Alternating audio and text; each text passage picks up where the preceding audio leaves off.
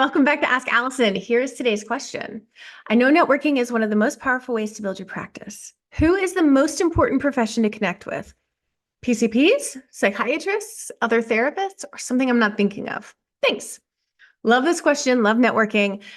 First, I want to thank Therapy Notes for sponsoring Ask Allison. They are the #1 rated electronic health record system available today with live telephone support 7 days a week. It's clear why Therapy Notes is rated 4.9 out of 5 stars on Trustpilot and has a 5-star rating on Google.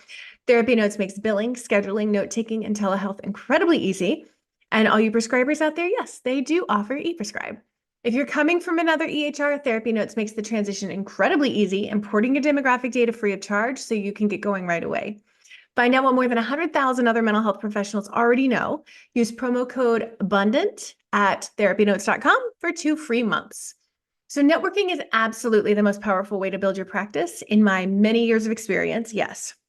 But who to network with isn't universally effective across niches.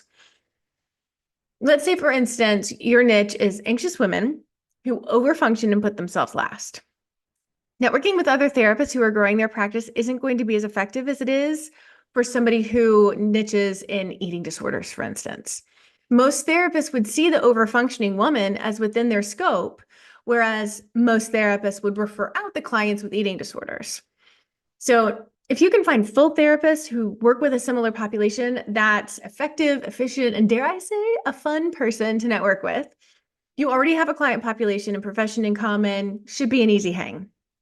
If your niche is perinatal mood disorders, you're going to have great referral partners and midwives, lactation consultants, doulas, OBs that therapists with other niches wouldn't need to talk to. You have to think about who your ideal client comes into contact with before they find you. Are they already on someone's radar? Like neurodivergent kids are on their pediatrician's radar. Is there a logical first person for them to go to? Like someone having a panic attack might go to their PCP.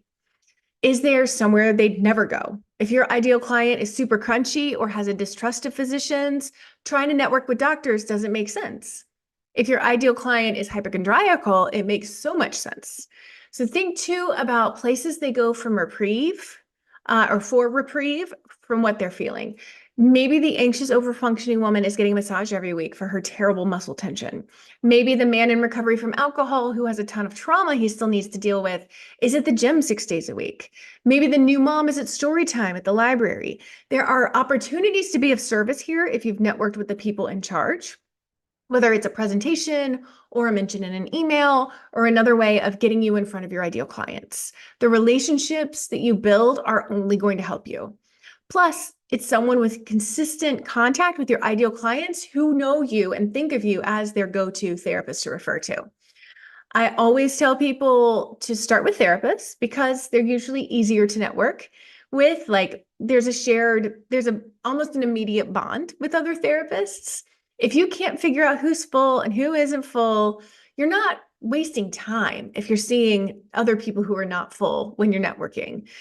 Consider it practice and certainly better than nothing while you're finding other people to network with. But you're also potentially building this relationship with someone they're building at the same time as you, sure, but a few months down the line, one or both of you are going to be full and you can be referring to each other back and forth, whoever gets full first. You know what I mean?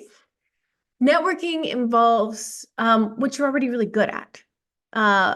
But in this different context, it may take some practice. You guys are already good at connecting with people one-on-one. It's literally what we do for a job.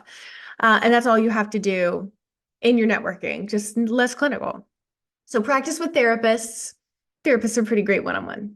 Today's free worksheet is who to network with. It's going to help you think through these things.